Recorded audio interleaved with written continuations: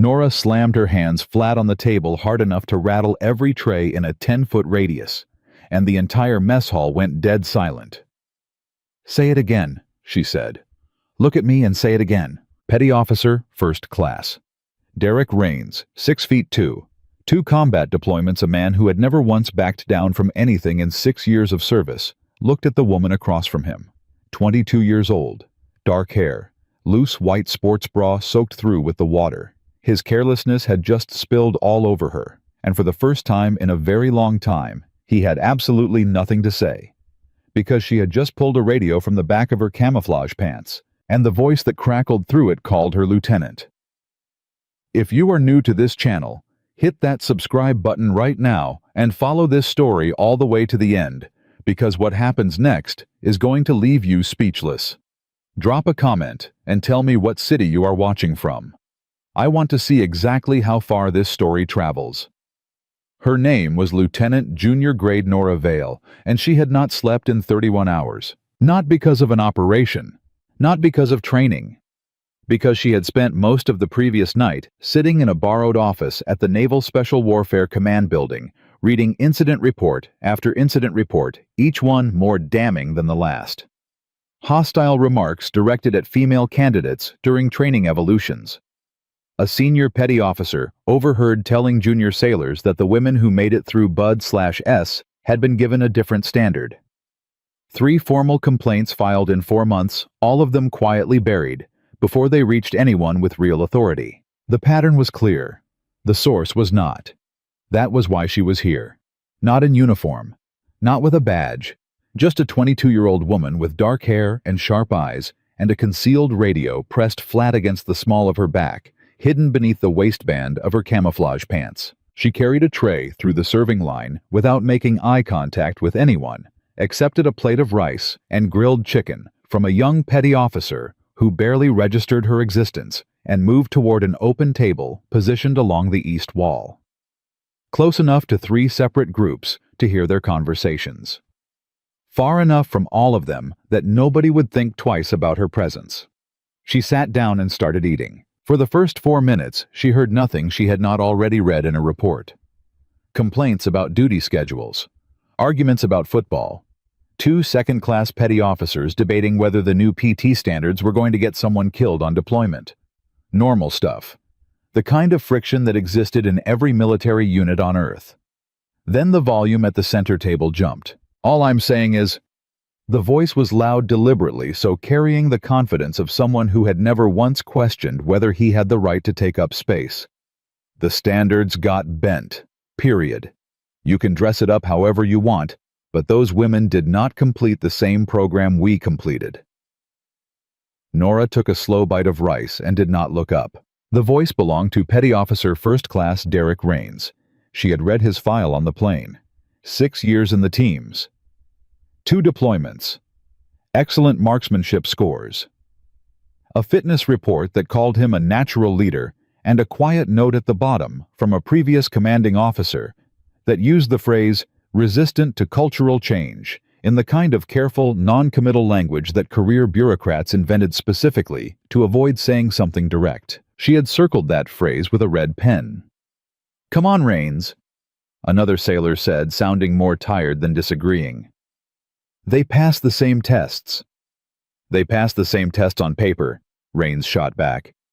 "You think the instructors weren't cutting corners. You think Warcom wasn't watching every evolution with one hand, ready to pull somebody's career if a female DOR'd on their watch. The pressure was there, man. The pressure changes everything." Nora set her fork down quietly. She had heard variations of this argument 17 times since the day she earned her trident. She had heard it from senior officers who smiled to her face and said it to someone else's face an hour later. She had heard it from men who had never once watched her in the water, never seen her navigate a land warfare course in the dark with 3 hours of sleep and a dislocated shoulder, never sat next to her in an interrogation resistance course while she endured 48 hours of controlled psychological pressure without breaking. The argument was not new. What was new was the audience absorbing it. 4 younger sailors at Rains's table, all of them junior enlisted, all of them nodding with the slow certainty of people who have just been handed an explanation for something complicated and are grateful not to have to think about it anymore. That was the real damage. Not Rains himself. The people learning from him. There's one of them assigned to 7 next month. A third sailor said, his voice dropping to the tone people use when they think they are sharing classified information. Fresh out of selection, 22 years old. Somebody said she came from a dive background, but I heard she barely passed land warfare. Barely passed, Rains repeated, and there was something in the way he said it that was worse than contempt. It was dismissal, the kind that does not even bother to be angry. Fantastic! Another diversity hire walking around with a trident she didn't earn. Nora breathed in through her nose and out through her mouth and picked her fork back up. She was not angry yet. Anger was for people who had not learned to use what they felt rather than be controlled by it. What she was doing instead was cataloging. Memorizing names, memorizing ranks from the name tapes she had already noted when she walked past their table, memorizing the specific words because specific words mattered when you were building a case. Rains stood up from his chair, still talking, turning back toward his table. Hands moving in the broad gestures of a man who was very comfortable performing certainty for an audience. He was not watching where he was walking. Neither was the tray in his hand. The collision was hard enough to lurch Nora's entire table forward. Her water glass toppled, and a cascade of cold water spread across the surface and soaked through her sports bra and into her lap. She stayed completely still. Her hands remained flat on the table. Her face remained neutral. The cold shock of the water against her skin registered and was immediately filed away as irrelevant. What was not irrelevant was what happened in the next 10 seconds. Because the next 10 seconds would tell her everything she needed to know about Derek Rains that his service record had not already told her. He looked down at her. "Watch yourself," he said. Not an apology, not even the reflex of basic courtesy. Just irritation directed outward the way someone kicks a chair after stubbing their toe on it. Nora looked up at him slowly. The mess hall had not gone quiet yet. The immediate tables had noticed, but the rest of the room was still running at normal volume. She had maybe 30 seconds before this became a public event, and she had not decided yet whether that was what she wanted. "I'm sorry," she said, keeping her voice completely flat. "You're sitting in the middle of the walkway." Rains said, his tone dismissive. He was already turning away, already done with her. "People are trying to get through." Nora looked at the table, looked at the chair she was sitting in, looked at the 3 feet of open space on either side of her, and the clear path that existed around her position that Rains had not bothered to use because he had been too focused on performing for his audience to watch where he was walking. "There seems to be some confusion," she said. He turned back with the expression of a man who has just been mildly inconvenienced by someone he does not consider worth his time. "No confusion, you're in the way." The mess hall was going quiet now, the way a room does when the temperature drops suddenly, and people are not sure yet what they are feeling. Nora stood up. She was not a tall woman. She was not physically imposing in the way that Rains was physically imposing. But she had learned something a long time ago in a cold water tank at BUD/S, with a dive instructor screaming 3 inches from her face that presence had almost nothing to do with size. Presence was about what you were willing to hold. How much pressure you could absorb without bending toward it. She held it now. "You bumped into my table," she said quietly. "Your tray spilled my water." The appropriate response when that happens is an apology and an offer to help. Something shifted in Rains's face. Not recognition yet. Just the first flicker of uncertainty that came from realizing the script was not going the way he expected.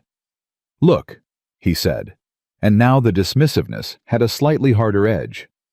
"I don't know who you are or what you're doing on this base, but who I am," Nora said, and her voice was so level it cut through his sentence like a blade through water, "is exactly the question I was hoping we'd get to." She reached behind her beneath the waistband of her camouflage pants and pulled the radio free. The room went completely silent. She keyed the mic. "Veil to command. On site. Initiating contact. Stand by. The response crackled through immediately. Command copies. Standing by, Lieutenant. The word lieutenant landed on that mess hall like a grenade with the pin already pulled.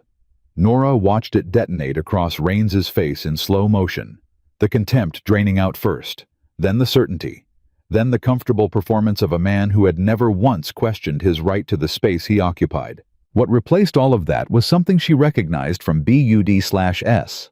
From the moment in Week 3 when candidates finally understood that the instructors were not going to stop, that the suffering was not a mistake or an oversight, that it was exactly and precisely what was supposed to happen.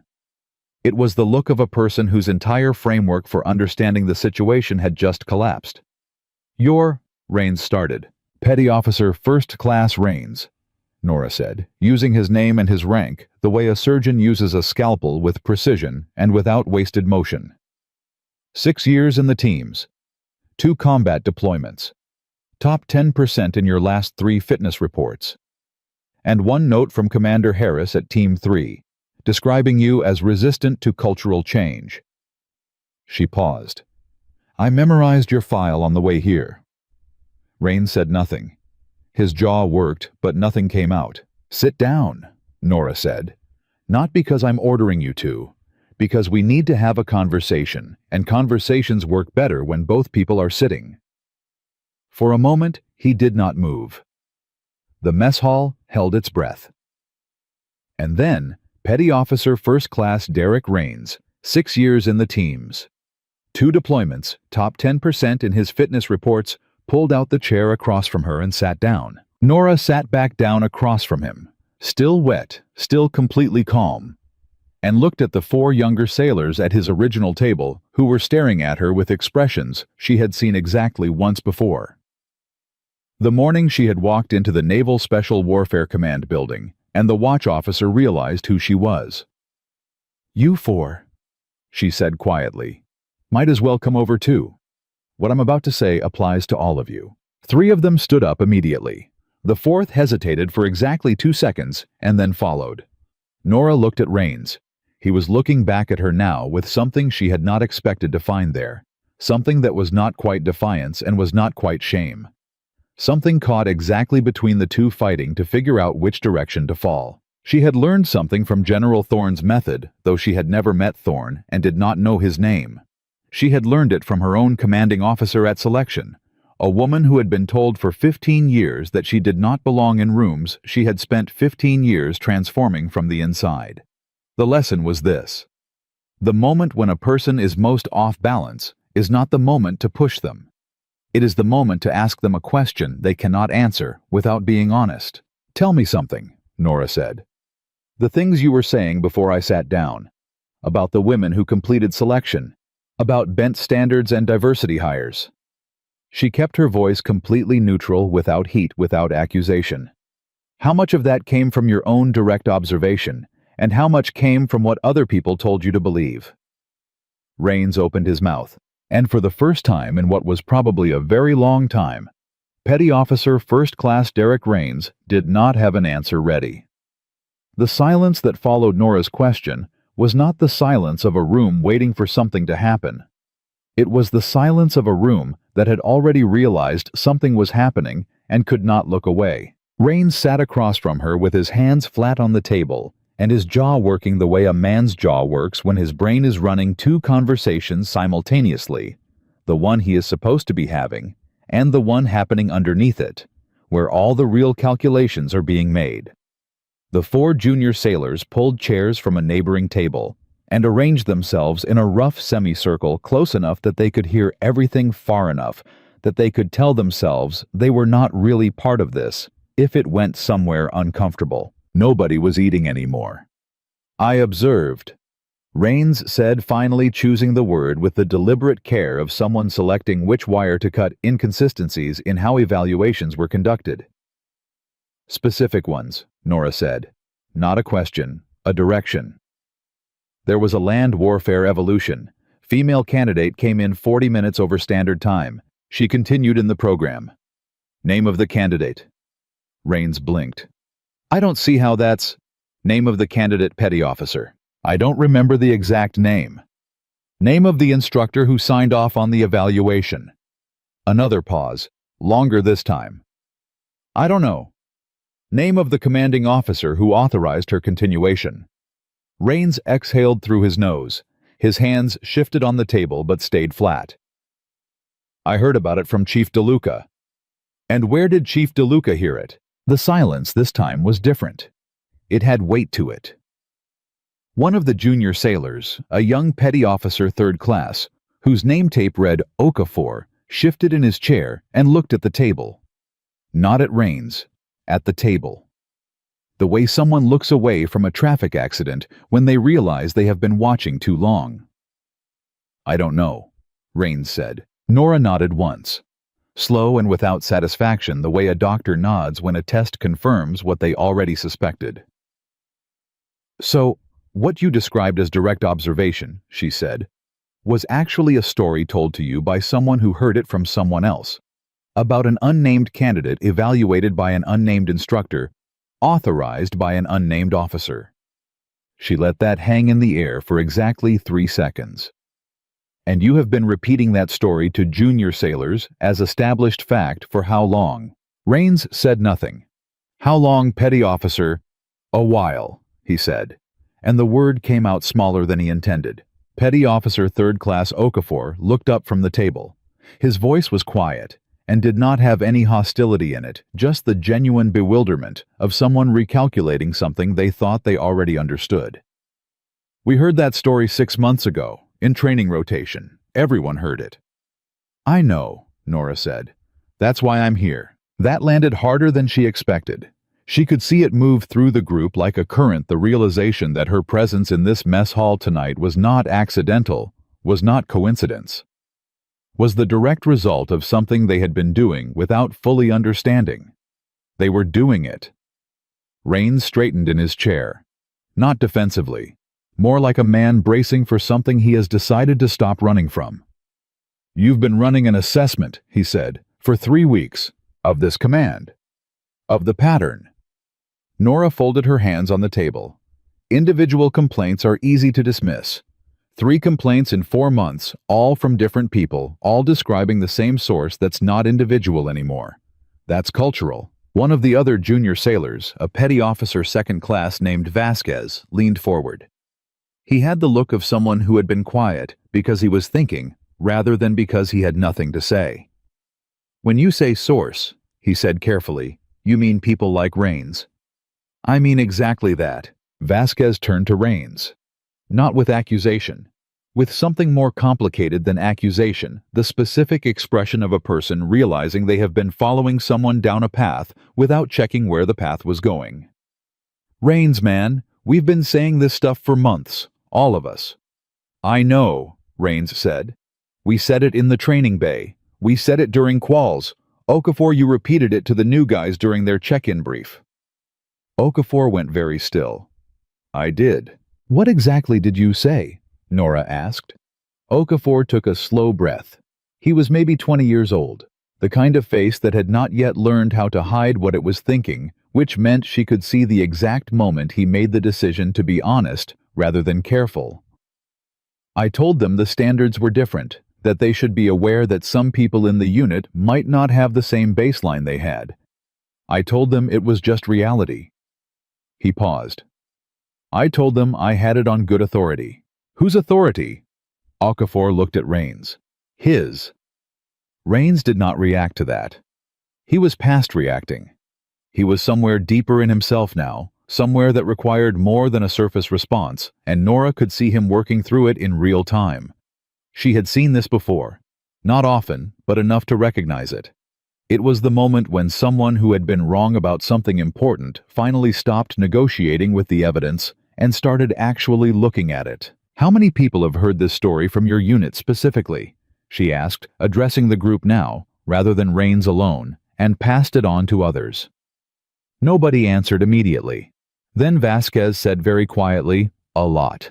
Estimate. 40, maybe 50 sailors across 3 training rotations. He paused. Probably more. Nora absorbed that number.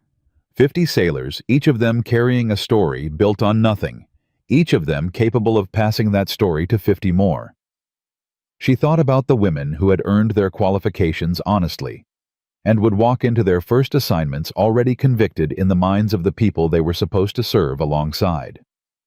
She thought about what that cost, not to the institution in the abstract, to specific human beings trying to do a difficult job in an environment that had been quietly poisoned before they arrived. "There's a lieutenant junior grade reporting to Team 7 next month," she said. 22 years old. She completed the same program in the same conditions under the same instructors as every other candidate in her class. Her performance evaluation ranks her in the top 15%. She specialized in combat dive operations and passed land warfare in the top third of her class. Nora kept her voice flat, kept the facts as clean and unadorned as possible. The story circulating in this command about her is that she barely passed land warfare and received preferential treatment during selection. The table went quiet again, a different kind of quiet this time. "Is that story about you?" Okafor asked. Nora looked at him. "Does it matter?" He held her gaze for a moment and then looked away. It mattered. They all knew it mattered. The specific question of whether this woman sitting across from them soaking wet was the unnamed candidate from the story they had been repeating transformed the entire conversation from abstract policy discussion into something they could not look away from without looking away from themselves. Rains spoke first. His voice was different now. The performance had gone out of it completely. What was left was just a man talking without a script, which was rarer than most people understood. "If it is about you," he said, "then I owe you more than an apology for the table." "You owe everyone in this room more than an apology," Nora said. "But we can start with understanding how it happened." She leaned forward slightly. "Petty Officer Rains, why did the story feel true to you?" He did not answer immediately. She gave him the time. This was the crucial question, the one that separated a disciplinary conversation from a developmental one, and she was not going to rush it. "Because it was easier," he said finally. "If the standard's bent, then the results mean less. And if the results mean less, then the trident I spent 2 years earning is still what I think it is." He stopped, restarted. "That sounds terrible when I say it out loud." "It sounds honest," Nora said. "It's the same thing as saying I needed the story to be true, that I wanted it to be true." And what happens to someone's judgment when they want something to be true? Vasquez made a sound that was almost a laugh, but had no humor in it. They stop looking for reasons it might not be. "Exactly," Nora said. Rains put both hands flat on the table and pushed back slightly, not rising, just creating a few inches of distance, as if he needed room to breathe. "I've been saying this for 6 months," he said. "To everyone. I've said it in briefings. I said it to the chief at Team 7 last week before he briefed his incoming personnel." He stopped talking. "Let the full scope of that land on all of them. I've poisoned the well for someone I've never met." "Yes," Nora said, simply, without softening it. One of the junior sailors who had not spoken yet, a petty officer named Callahan, who had the look of someone who had been hoping not to be noticed, raised his hand halfway and then brought it down and just spoke. "What happens to us, I mean formally? Is this an investigation? Are we going to?" "That depends entirely on what happens next," Nora said. "Not on what happened before. What happened before is already documented. What happens next is the variable." Rains looked at her. "What does next look like?" She held his gaze for a long moment, measuring him the way she had measured candidates during her own evaluation, looking not for perfection, because perfection was a fantasy, but for the thing underneath the failure. The material. The structure that was still standing after the false front had come down. She saw it. "It looks like you walking back every conversation you had that included that story," she said. "Not because I'm ordering you to. Because you understand now that influence without accuracy is not leadership. It's damage." She turned to include the whole table. "All of you have been informal leaders in this command since before you got here. The question has never been whether you have influence. It has always been what you do with it." Okafor leaned forward, and there was something urgent in his voice. Now the urgency of someone who has realized they have a limited window to correct a mistake before it closes. The chief at Team 7. If Rains already briefed him with the wrong information that's going to the incoming LT before she reports. That's... I know, Nora said. Can you stop it? Nora looked at him steadily. That's not the question. The question is whether the people who caused that problem are going to be the same people who correct it. The table went completely still. Rains understood before the others did. She could see the moment it arrived in his expression, the specific quality of attention that comes when a person realizes that the path forward runs directly through the thing they least want to do. You want me to call Chief Mendoza, he said, before she reports. I want you to make a choice, Nora said. The call is one option. What's the other option? There isn't one. Rains sat with that for 3 full seconds. Then he pulled out his phone, set it on the table face up, and looked at it the way a person looks at something they know they have to pick up but have not made peace with yet. He's going to ask me where this is coming from, Rains said. What I tell him? Tell him the truth, Nora said. That you repeated a story you never verified. That the story was false. That you are correcting it because it was the right thing to do, not because someone ordered you to. And if he asks why I'm doing it now? Nora's voice was completely level. Tell him someone held a mirror up and you didn't like what you saw. Rains picked up the phone. Found the contact. Pressed call. Held it to his ear. The table sat in total silence, listening to it ring, listening to the moment the line connected, listening to Rains take one slow breath and say, Chief Mendoza, it's Rains. I need to correct something I told you last week. I was wrong. All of it. Another breath. Yeah, all of it. Nobody at the table moved. Okafor had both hands wrapped around his own water glass and was staring at the surface of the table with the intensity of a person trying to memorize something. Vasquez was watching Rains with an expression that was somewhere between respect and the specific discomfort of seeing someone do something you know you are also going to have to do. Callahan had gone very still and was looking at Nora with the wide focus of someone who is understanding for the first time that the ceiling of a situation was much higher than they initially calculated. Rains spoke for 4 minutes. He did not hedge. He did not soften. He gave Mendoza the correction the same way Nora had given him the facts clean direct and without a safety net. When he hung up, he set the phone back on the table and looked at her. He asked who put me up to it, Rains said. What did you tell him?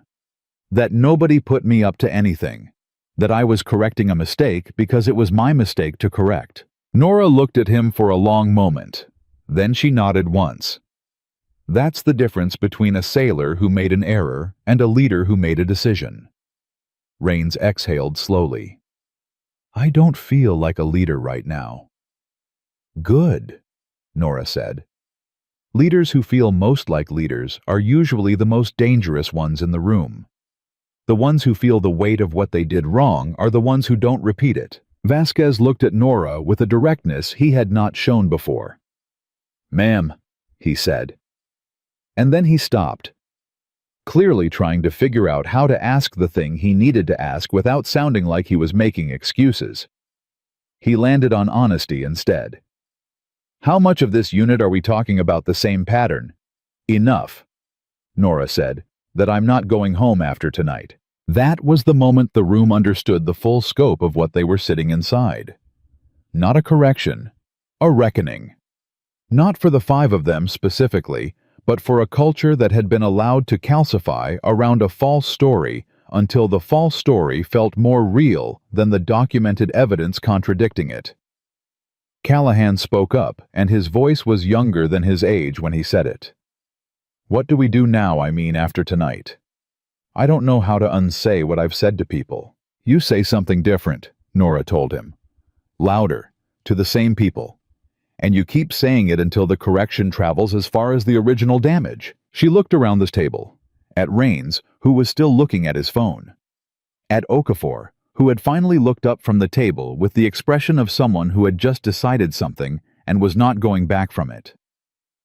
At Vasquez and Callahan, both of them watching her with the specific quality of attention that had nothing to do with rank and everything to do with respect that had been earned rather than assigned. "This conversation," she said, "is the beginning of something, not the end. The question is what you build from here." Rains looked up. His voice was steady. "Where do we start?" Nora looked at him and let herself hear the question for what it was. Not a performance, not self-preservation, not the tactical response of a man trying to minimize consequences. Just a man asking a real question because he had run out of other options and found on the other side of that something that looked surprisingly like clarity. "With the truth," she said. "And then with the people you have the most influence over. Because influence is the thing you cannot give back. You can only choose how to use what you already have." Rains picked up his phone again. Not to call someone this time. To pull up a contact list. He turned it toward Okafor. "I know 12 people who heard the same story from me. You know at least that many from training rotation." He looked at Vasquez. "How many do you have?" Vasquez did not hesitate. 8, maybe 10. "Then we have work to do." Nora watched Petty Officer First Class Derek Rains turn his chair toward his sailors and begin without prompting, without an order. Without an officer standing over him, directing the specific words to do the hard, unglamorous, necessary work of a leader correcting a mistake that was entirely his own to correct. She had been in this mess hall for less than 2 hours. She was still wet from a spilled water glass. And somewhere across that base, a 22-year-old lieutenant with a trident she had earned in the same cold water as everyone else in her class was 30 days away from walking into a unit that was now, because of what was happening at this table, going to be a slightly different place when she arrived. Slightly? Not completely. Nora was not naive enough to think one conversation dismantled what years of repetition had built. But slightly was not nothing. Slightly was exactly where everything started. Rains was still on his third call when the door to the mess hall opened and Master Chief Petty Officer Gerald Holt walked in. Nora felt the shift before she saw him. The way the room's energy changed when someone with 24 years of institutional authority walked through a door was not subtle if you knew how to read it. Junior sailors straightened without being told to. Conversations dropped half a volume. Eyes tracked toward the entrance and then quickly away, the collective reflex of people who had learned that being noticed by a Master Chief was rarely the beginning of something pleasant. Holt was not supposed to be here tonight. She had checked the duty roster before she came. He was listed as off base until 2100. He was here at 1947. He spotted her table from across the room, and his face did something interesting. It did not show surprise.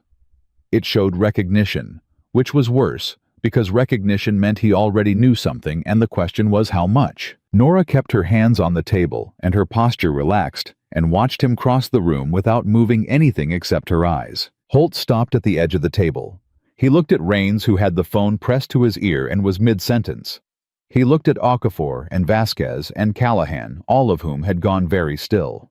Then he looked at Nora, and his expression was the specific expression of a man who has walked into a situation and immediately understood it was not what it appeared to be from the outside. "Evening," he said carefully. "Master Chief?" Nora said. He pulled out the empty chair at the end of the table, looked at it for a fraction of a second that most people would not have noticed, and sat down. A Master Chief who sits uninvited at a table that includes a junior officer he does not recognize is either extremely confident or extremely curious. Holt looked like both. "I don't know your face," he said to Nora. "No, sir. Don't call me sir. I work for a living." His voice was automatic, the reflex correction of a career NCO, but his eyes were doing the actual work, cataloging her, looking for the things that would tell him what the visible information was not telling him. Civilian clothes, military bearing. A radio sitting on the table that had no business being there if she was what she looked like. "You want to tell me what's happening at my table? Your sailors are making phone calls," Nora said, to correct information they previously passed on that turned out to be inaccurate. Holt looked at Rains again. Rains had finished his call and set the phone down and was looking at the Master Chief with the expression of a man who has just run a very long race and is not sure yet if he finished in a position he can be proud of. "Rains," Holt said. "What information?" Rains did not look at Nora for guidance. That was the detail she noticed and filed immediately. He looked at Holt directly and said, "The story about the female candidate in land warfare. The one I told you 3 months ago. The one you told me came from Chief DeLuca."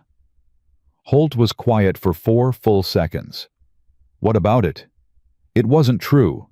None of it was verifiable. I repeated it anyway. I've been repeating it for 6 months, and I've been wrong for 6 months." Another silence. Holt's face did not move in a way that gave away what he was processing. A Master Chief with 24 years had learned the same thing Nora had learned in Bud/S, that the face was information, and information was something you controlled. But his hands, both flat on the table, pressed down slightly harder than was natural. A tell so small that most people would never see it. Nora saw it. "Where is this coming from?" Holt asked, still looking at Rains, not at her. "It's coming from me," Rains said. "I was wrong. That's where it's coming from." Holt finally turned to Nora. His voice was measured and direct, and had the quality of a question that was not really a question. "And you are?" Nora reached into the pocket of her camouflage pants and set her military identification on the table between them. Holt looked at it. His eyes moved across the text and stopped. She watched him read her rank, her name, her unit designation, and the specific code that identified the nature of her assignment, which was not attached to any base command, and was not under any authority that a base Master Chief could call to verify or challenge. He looked up. Something behind his eyes shifted in a way that had nothing to do with respect for rank, and everything to do with the recognition that he was now sitting inside a situation that was significantly larger than the table he had pulled a chair up to.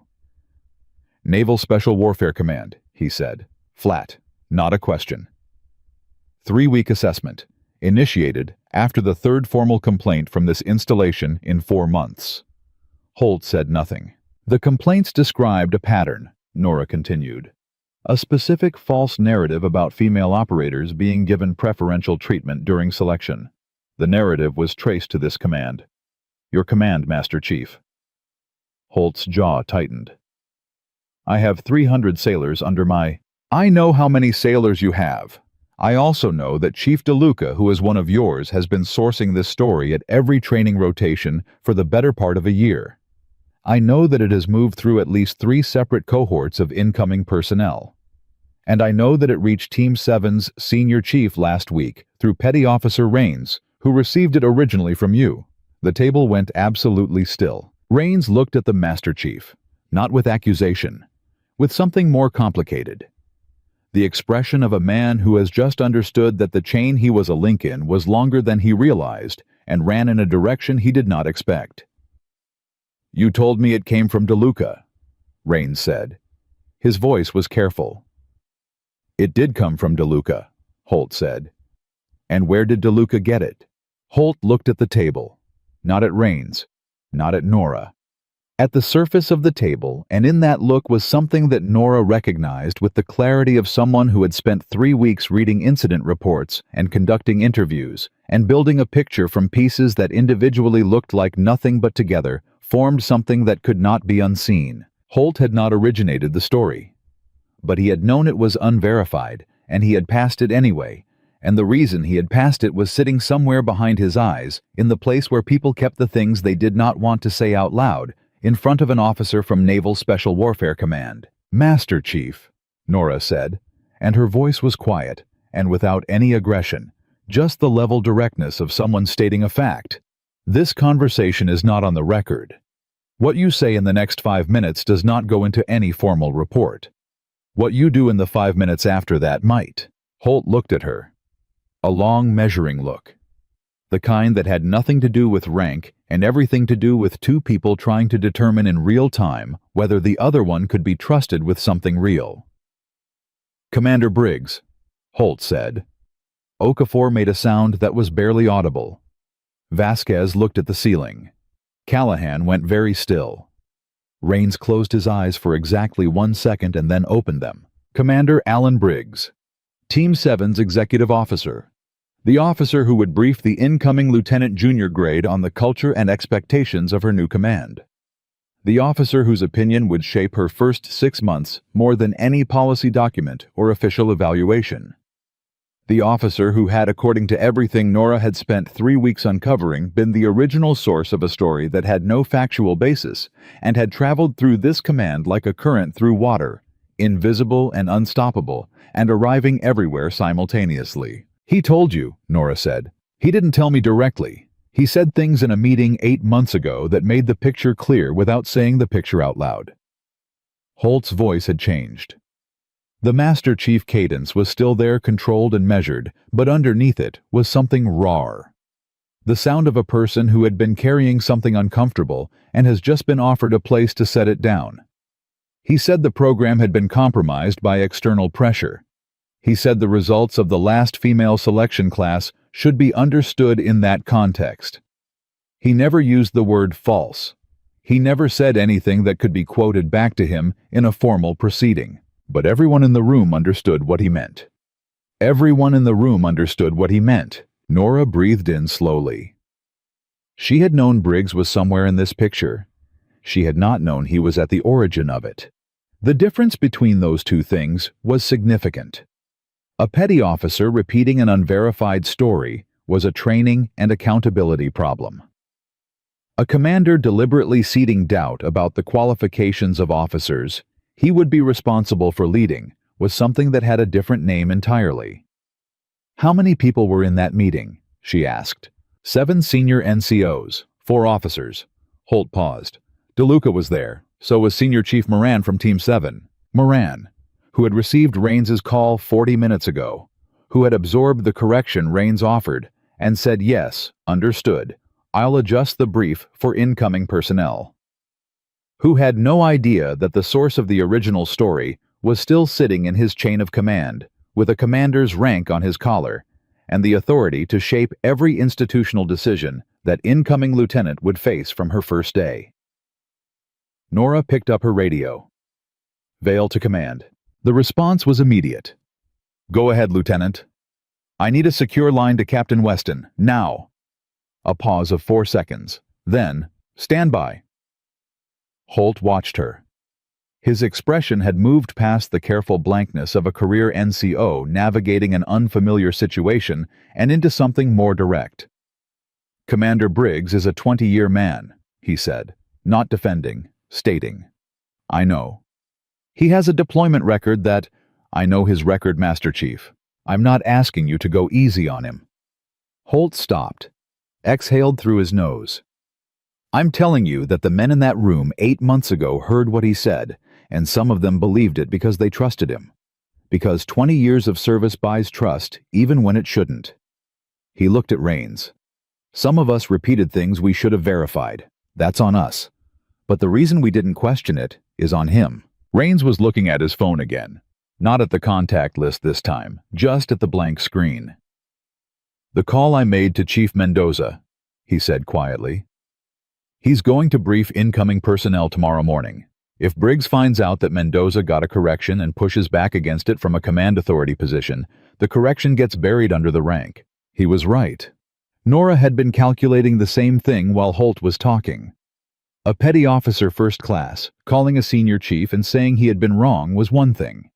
A commander with 20 years of institutional weight saying the original picture stood was something that would overwrite the correction before it finished traveling. The radio crackled. "Lieutenant Vale, Captain Weston is on a secure line. Go ahead." Nora stood up from the table. She looked at Holt, at Raines, at the 3 junior sailors who had sat at this table for the better part of 2 hours, and were now looking at her with expressions that had traveled a very long distance from where they started. "Stay here," she said. "All of you." She walked toward the far end of the mess hall, pressed the radio to her ear and said, "Captain, we have a problem at a command level. I need authorization for a formal interview request. Tonight." She listened. "Yes, sir. Commander Briggs, I have a primary source placing him at the origin of the narrative." She listened again. "Understood.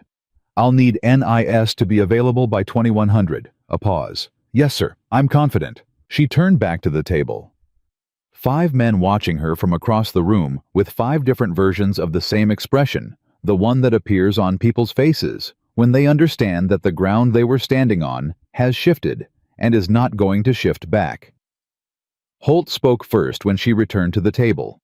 His voice was quieter than it had been, but no less direct. What happens to my sailors, the ones who repeated the story without knowing where it came from? That depends on what they do starting tonight, Nora said. She looked at each of them in turn. Rains first, then Okafor, then Vasquez, then Callahan. You have influence in this command. Rains, you have more than anyone at this table. The question is not what you did before tonight. The question is whether the people who heard the wrong version from you are going to hear the right version from you before they hear anything else. Rains picked up his phone. He looked at his contact list.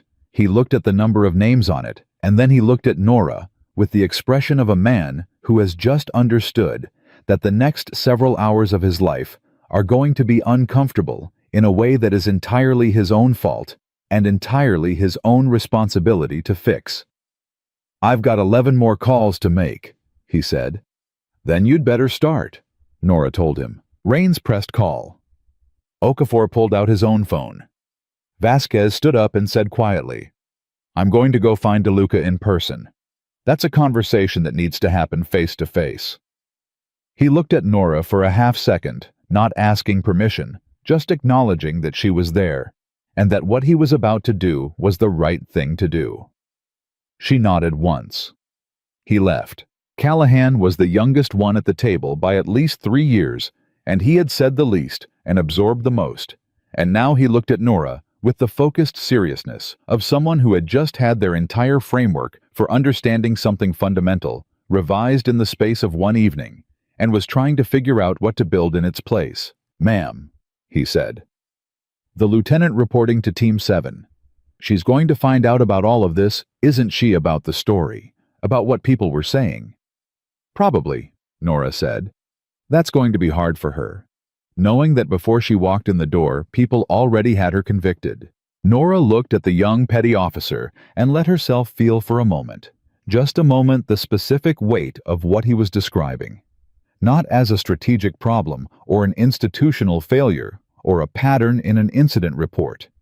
As a person who had walked into rooms already convicted and had learned to carry that weight without letting it slow her down. It's going to be hard, she agreed. And she's going to handle it. Because that's what people do when they've earned the right to be in the room. They handle hard things. She paused. But it would be less hard if the room she walked into was different from the one that existed yesterday. Callahan nodded, slowly. The nod of someone making a private commitment rather than acknowledging a fact. Then he picked up his phone. Across the table, Rains was on his 5th call. His voice was steady and clear and had the specific quality of someone who has stopped calculating the cost of honesty and started paying it. Nora listened for a moment and then turned away, her radio in her hand, her mind already moving forward to the conversation that was going to happen in 2 hours in a room with Captain Weston and a Naval Investigative Service officer and a commander with 20 years of service who had quietly poisoned a well and walked away clean.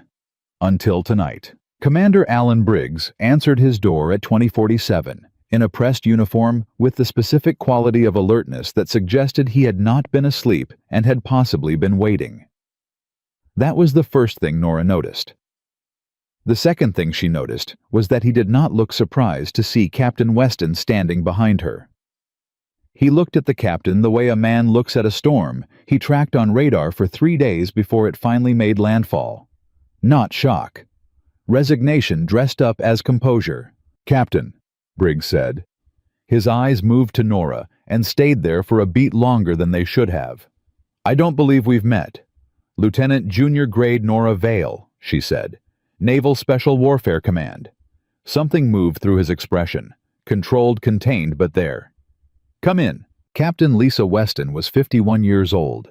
26 years of service, and possessed the specific quality of stillness that came from having conducted enough difficult conversations to stop needing to perform confidence during them.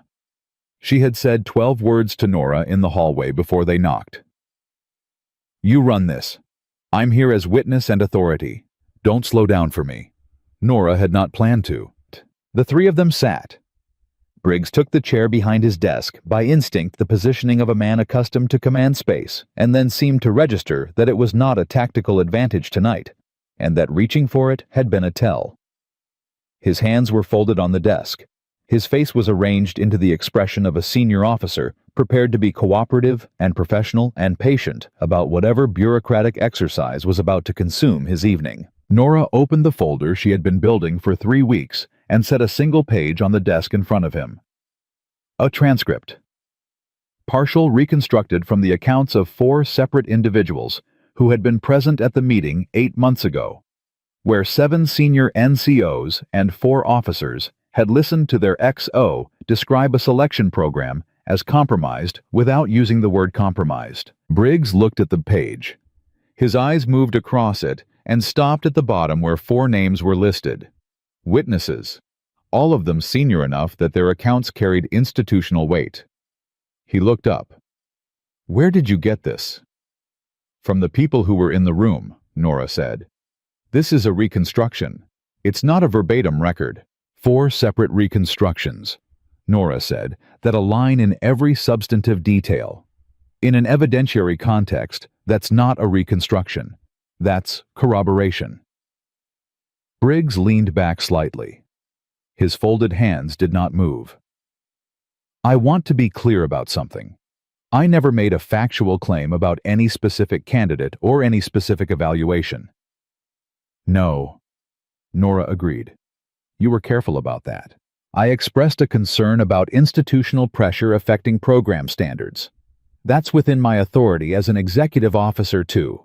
"Commander." Nora's voice did not rise. It just stopped his sentence the way a wall stops a car. The 4 officers in that room left with a specific understanding. That understanding was passed to 7 senior NCOs. Those 7 NCOs passed it through 3 training rotations of incoming personnel.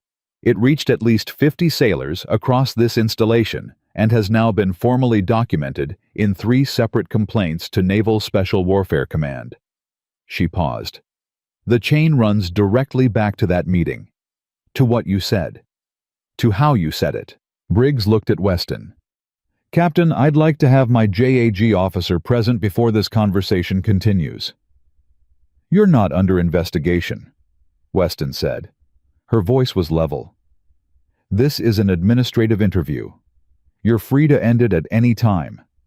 Understand that if you do, the next conversation will be formal and will include your JAG officer, an NIS agent, and a written record." The option to end the conversation was not really an option. Briggs understood that. Nora could see him understanding it in the way his jaw shifted slightly, the recalculation happening behind his eyes.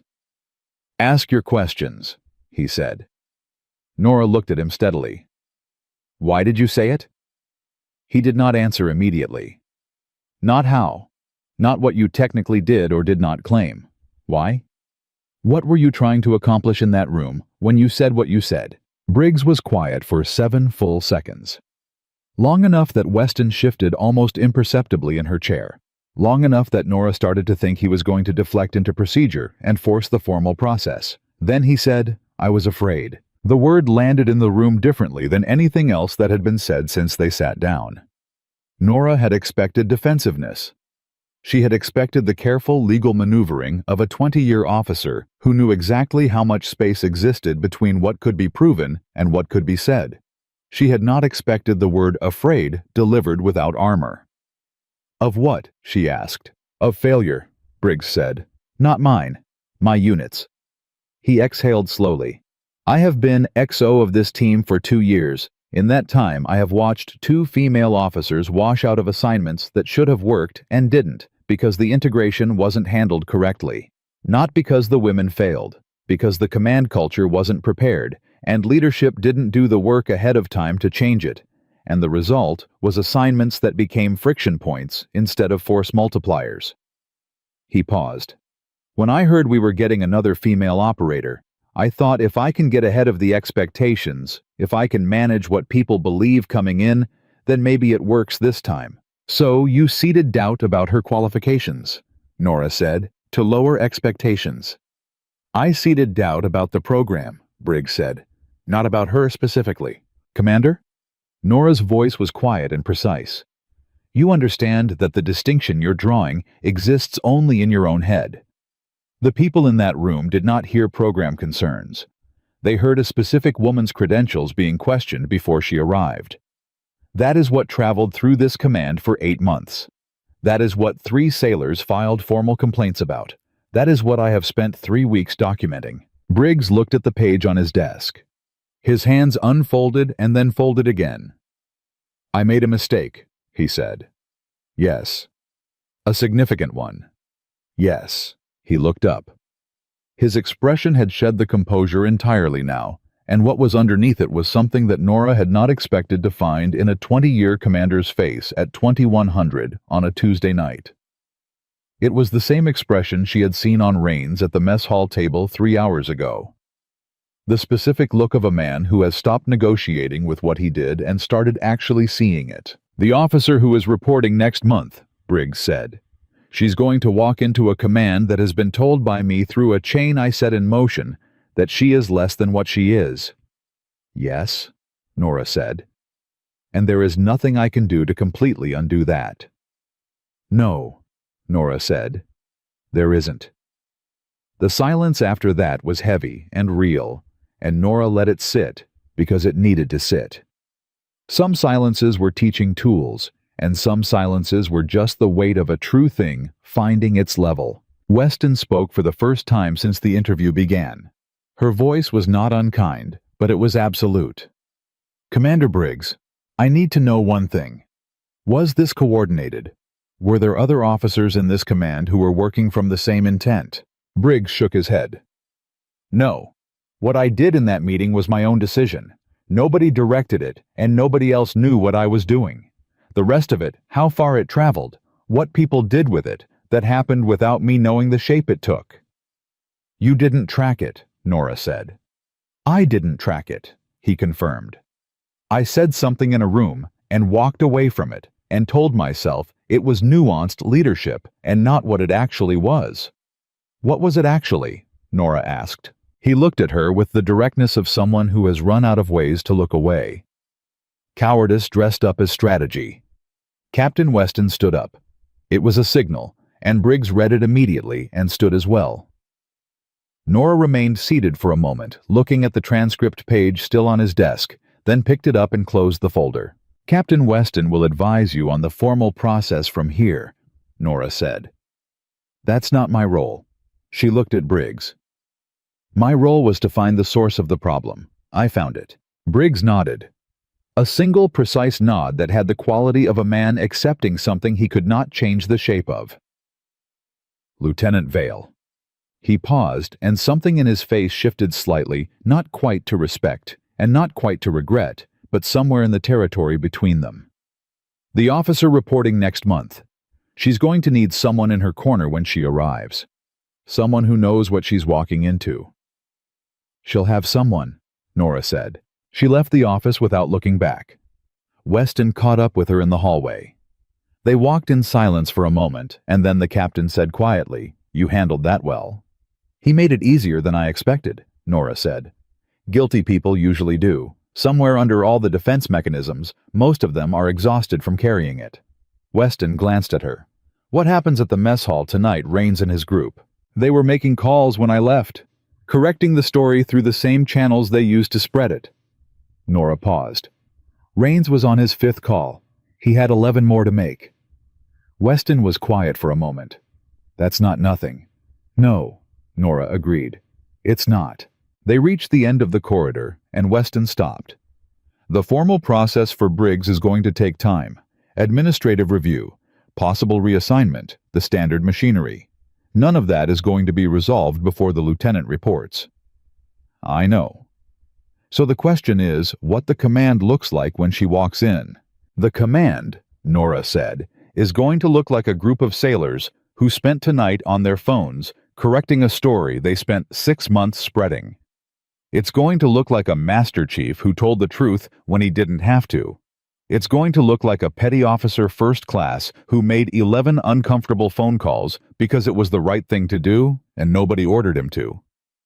She looked at Weston directly. It's not going to be fixed, but it's going to be different. And different is where it starts. Weston studied her for a moment with the expression of a senior officer recalibrating an assessment she had made earlier. How old are you, Lieutenant? 22, ma'am.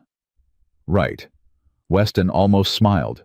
Get some sleep. I need your full written assessment by 0800. Nora watched the captain walk away and then stood in the corridor alone for a moment, the folder under her arm, the radio quiet against her back. 31 hours of no sleep pressing down on her like a physical weight she had gotten so used to carrying that she only noticed it in the moments when everything else went still. Her phone buzzed. Unknown number. She almost let it go to voicemail and then answered it because 3 weeks of this work had trained her not to ignore unknown numbers. Vale, she said. Lieutenant? The voice was male, older, with the specific cadence of someone who had given orders in loud environments for so many years that quiet rooms had not entirely recalibrated his projection. This is Rear Admiral Patricia Shen's office. The Admiral would like to speak with you, tonight if possible. Nora's hand tightened slightly on the phone. Rear Admiral Shen was the head of Naval Special Warfare Command. Not Nora's direct supervisor, not Captain Weston's direct supervisor. The Admiral whose signature was at the top of the organizational chart that contained every name currently involved in what had happened tonight. I'm available now, Nora said. Please hold. The line clicked. 30 seconds of silence. Then a voice that was quieter than Nora expected, unhurried with the precision of someone who had learned to use words as carefully as ammunition. Lieutenant Vale, I've been briefed by Captain Weston. I want to hear it from you directly, Nora told her. All of it from the moment she walked into the mess hall to the moment she left Briggs's office. She did not editorialize, and she did not soften anything, and she did not perform confidence she did not feel. She gave the Admiral the facts in the order they happened, and let the facts carry their own weight. When she finished, the Admiral was quiet for a moment.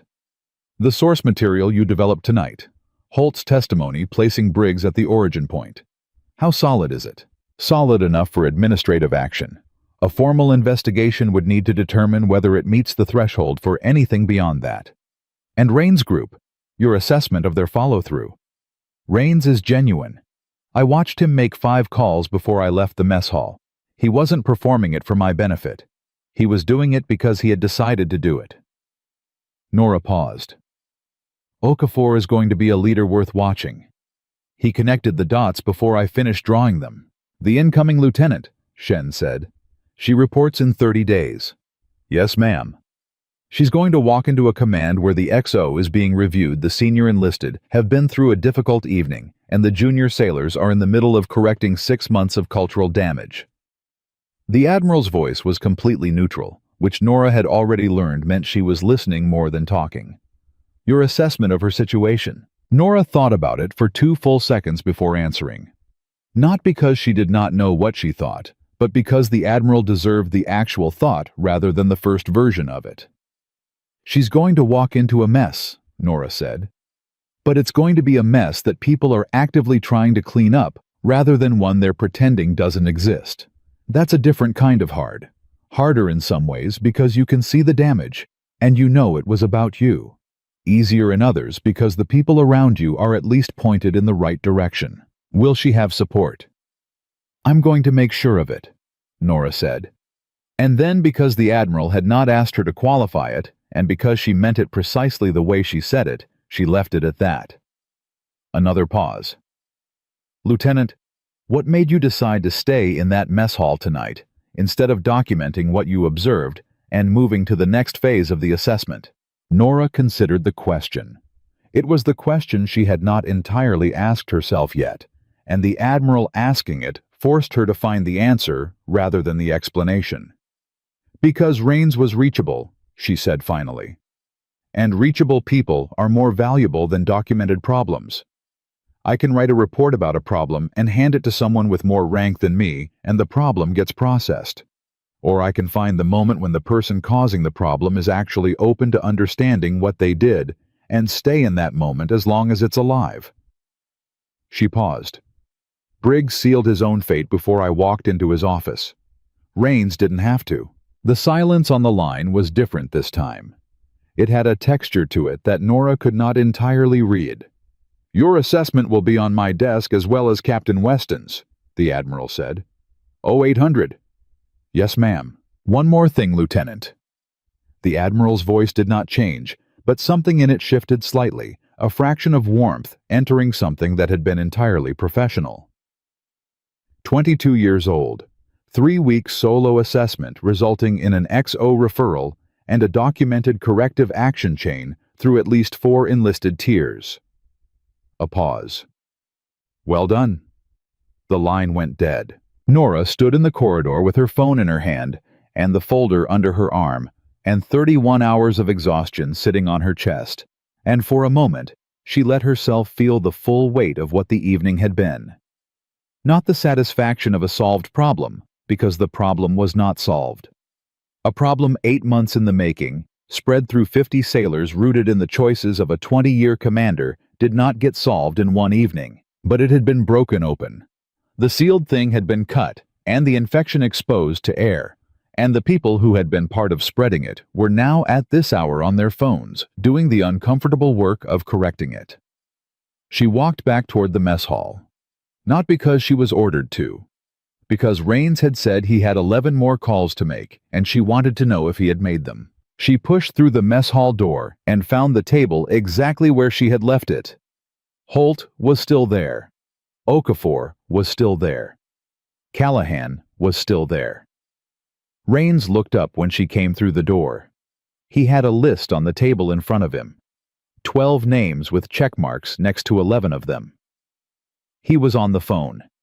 His voice was steady, and his eyes were clear, and when he saw her walk in, he held up one finger, not asking her to wait, but telling her he was almost done. She sat down across from him and waited.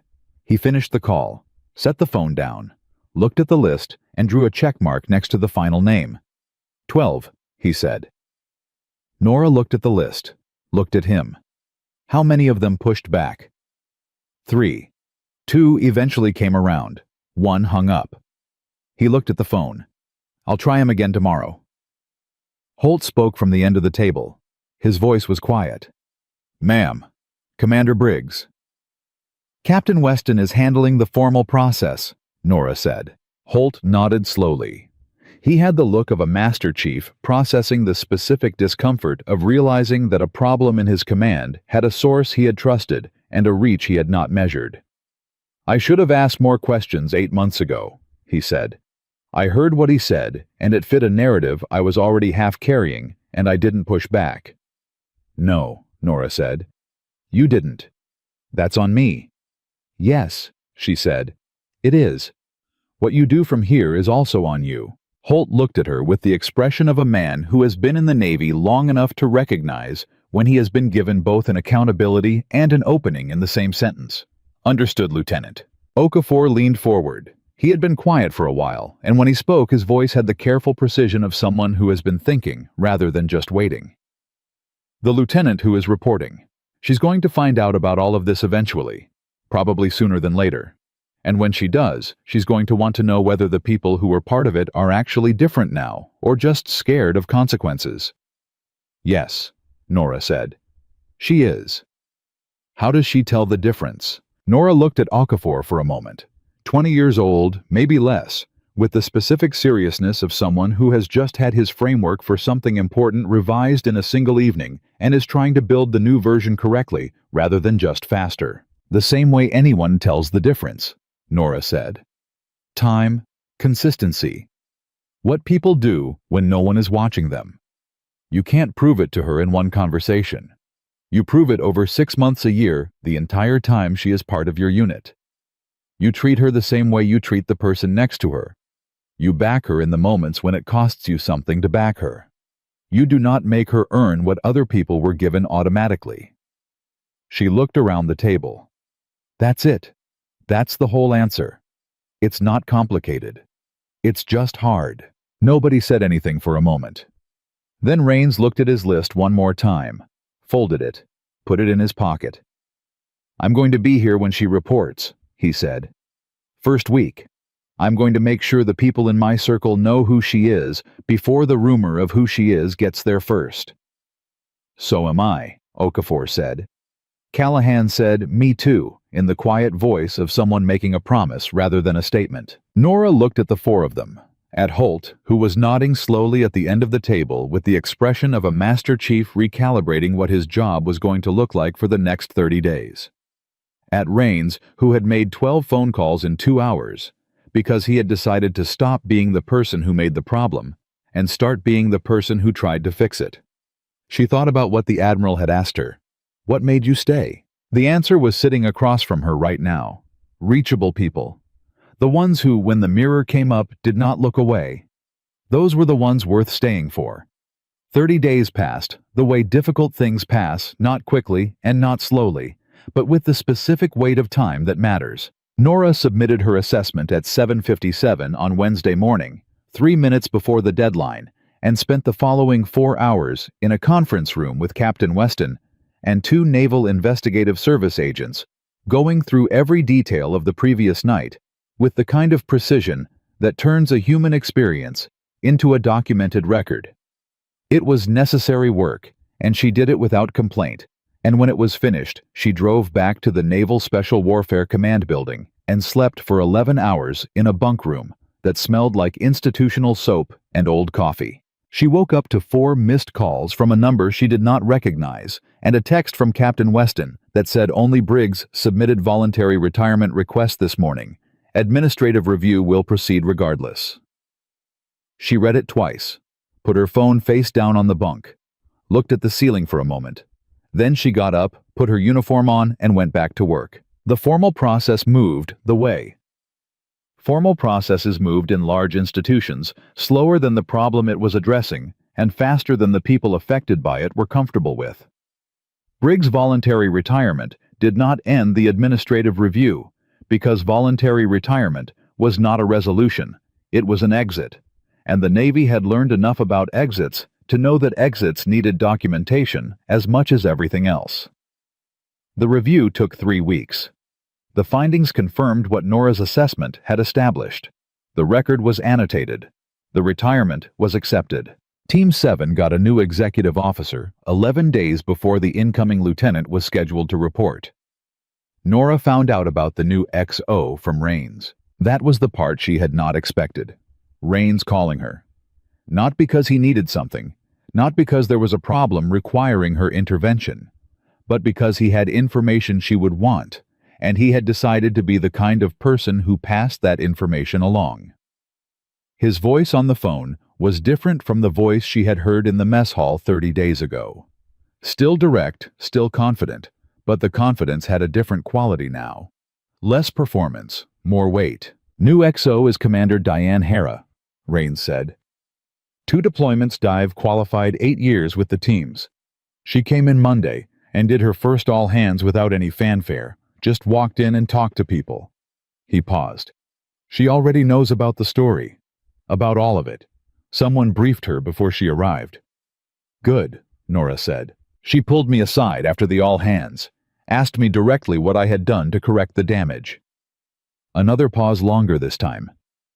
I told her about the calls. All 12 of them. She listened to the whole thing without saying anything, and then she said you don't get credit for cleaning up your own mess, but you do get credit for not walking away from it. Nora let that sit for a moment. She's right. Yeah, Rains said. I know. He cleared his throat. The lieutenant reports Friday. Okafor and I are going to be at check-in, not officially, just there. Rains. Ma'am. Don't make it a thing, Nora said. She doesn't need witnesses to her arrival. She just needs the room to be what it should have been from the beginning. A short silence. Understood. And then quietly, it will be. She believed him. Friday arrived and Nora was not at Coronado.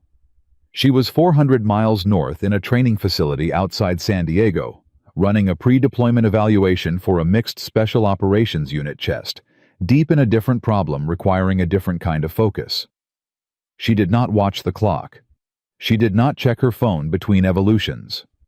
She trusted the work she had done and the people she had left it with, and she kept moving forward, because forward was the only direction that mattered. The call came at 1840 that evening. Not from Rains. Not from Okafor. From a number that took her a moment to place, and then landed with a clarity that straightened her spine before she finished pressing the phone to her ear. Lieutenant Vale. Rear Admiral Shen's voice was the same as it had been 30 days ago. Unhurried, precise, using words the way someone uses tools rather than decoration. Do you have a moment? Yes, ma'am. Lieutenant Junior Grade Sarah Mercer reported to Team 7 this morning. A pause. I spoke with Commander Hera at 1600. She described the check-in as, and I'm quoting directly here, the most professionally prepared reception she has witnessed for an incoming officer in her 8 years with the teams. Nora said nothing. Petty Officer First Class Rains briefed 3 separate junior sailors on Lieutenant Mercer's actual performance record before she arrived. Petty Officer Okafor organized an informal orientation with 6 team members the night before. Master Chief Holt personally met Mercer at the quarterdeck and walked her to her first brief. The Admiral paused. None of this was directed. None of it was mandated. It happened because the people who caused the problem decided to be the people who corrected it. Nora exhaled slowly. Yes, ma'am. How does that feel, Lieutenant? The question was unexpected. Senior flag officers did not typically ask 22-year-old lieutenants how things felt. Nora took the question seriously because the Admiral had asked it seriously. It feels like the right ending to the right work, she said. But I know it's not an ending. It's a Tuesday. The Admiral made a sound that was not quite a laugh, but was adjacent to one. A Tuesday. The story traveled through 50 sailors over 8 months, Nora said. The correction traveled through 12 phone calls in 2 hours. Those are not equal forces. The people Rains and Okafor didn't reach are still out there. The sailors from the training rotations who took that story to other commands are still out there. What happened Friday is important. It's not sufficient. No, Shen agreed. It is not. A beat. Which is why I have a question for you. Nora waited. Naval Special Warfare Command is standing up a formal integration advisory role. Not a committee, not a working group. A single officer embedded at the command level responsible for conducting the kind of assessment you ran over the past month across multiple installations on a rolling basis. Finding the Rainses before they become Briggses. Correcting culture before it calcifies into conduct. The Admiral's voice was completely even. Captain Weston nominated you for the role 48 hours ago. I've read your file 3 times since then. The silence on Nora's end was not uncertainty. It was the specific stillness of someone absorbing something that is larger than they expected, without letting the size of it knock them off balance. I'm 22 years old, Nora said. I'm aware. The officers and senior NCOs I would be assessing would have decades of service on me. Some of them would not take the role seriously from someone my age. No, Shen said. They wouldn't. Until they sat across from you in a mess hall while you dismantled their assumptions without raising your voice. Another pause. Rains didn't make 12 phone calls because of your rank lieutenant. He made them because of what you said, and how you said it, and what you saw in him that he had stopped seeing in himself. That capability does not grow proportionally with age. Nora stood in the hallway of the training facility with the phone pressed to her ear and the weight of the question settling across her shoulders. And she thought about Commander Briggs, who had been afraid and had dressed it up as strategy. She thought about Rains sitting at that mess hall table with his list of 12 names and his phone and his decision. She thought about Okafor saying, I told them I had it on good authority, and then facing what that meant without looking away from it. She thought about a 22-year-old lieutenant named Sarah Mercer walking into a quarterdeck on a Friday morning and being met by a master chief who had chosen to be there, and 6 sailors who had spent the night before making sure the room was ready, and a command culture that was not fixed but was actively trying to fix itself, which was the only version of fixed that was ever really true. "Yes," Nora said. "I'll take the role." "Good." Shen's voice carried the specific satisfaction of someone who had already known the answer and had asked the question anyway, because the answer needed to be given rather than assumed. "Report to my office Monday at 800. Bring the methodology you used for the Coronado assessment. We're going to build a formal framework from it." "Yes, ma'am. One more thing." The Admiral paused. "Lieutenant Mercer, she is going to have hard days ahead of her regardless of what Rains and Okafor did on Friday. She is going to encounter the story eventually, maybe in a different form, maybe from a different direction, but she will encounter it. When she does, she's going to need someone who understands the specific weight of walking into a room that was poisoned before you arrived and finding a way to operate effectively anyway." "I know someone," Nora said. "I thought you might." The line went silent. Nora stood still for a moment longer. Then she opened her contacts, found Mercer's name, a number provided by Weston 2 weeks ago, that she had saved and not yet used, and typed a message. Short, direct. The kind of message that said what it meant without wrapping it in anything extra. "Lieutenant Mercer, this is Nora Vale. We haven't met. We should. Coffee when you have an hour. I have some things to tell you about the command you just walked into. All of it, the good and the bad. And I think you'd rather hear it from me than figure it out slowly on your own. No pressure. Whenever you're ready." She sent it, pocketed her phone, walked back toward the training floor. 30 seconds later, her phone buzzed. "I was wondering when you'd reach out. I know who you are. I know what you did. Tomorrow works. 0900. Nora stopped walking. Read the message again. Then she put her phone away and let herself feel for exactly 3 seconds the full, clean weight of a thing done right. 48 hours later, she sat across from Sarah Mercer in a coffee shop off base and told her everything. The mess hall, Rains, Holt, Briggs, the 12 phone calls, the Admiral's call. All of it straight and unvarnished, the way Nora had learned to deliver hard things without softening and without armor, just the facts and what they meant and what came next. Mercer listened the way people listen when they are not preparing their response, but actually hearing. She was 22 years old and had dark eyes that did not look away from uncomfortable information, and hands that stayed steady on the table, and a quality of attention that Nora recognized because she had spent 3 weeks looking for exactly this quality in the people who were supposed to lead alongside her. When Nora finished, Mercer was quiet for a moment. Then she said, "They spent 8 months building a version of me that wasn't real. And then a petty officer made 12 phone calls in 2 hours to take it apart." "Yes," Nora said, "because you held a mirror up." "Because he looked at it." Mercer considered that. "And Briggs. Administrative record. Retirement. Done." "Justice," Mercer said. "Not a question. Not quite satisfaction either. Something more complicated, the way justice always felt more complicated than the word suggested when you were the one it had been done for. Accountability," Nora said, "which is the version of justice that institutions can actually deliver." Mercer nodded slowly.